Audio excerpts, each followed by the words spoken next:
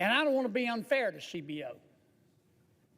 But sometimes CBO makes these statements and they don't give you the context in which they're making the statements. If you say we're going to throw 10.5 million people off of Medicaid and don't explain in detail why they come to that conclusion, that's not fair. You're not getting the full story. You're not getting reliable information. That would be like asking a nun for advice about sex. So let me tell you the other half of the story. I talked about this last week a little bit.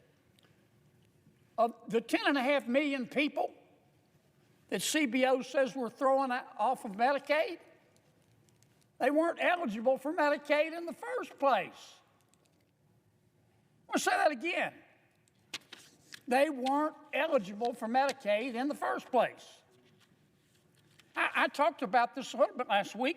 For example, the Centers for Medicaid and Medicare Services just came out a report with a report of those 10.5 million people that we're throwing off of Medicaid. 2.8 million of them are double dipping.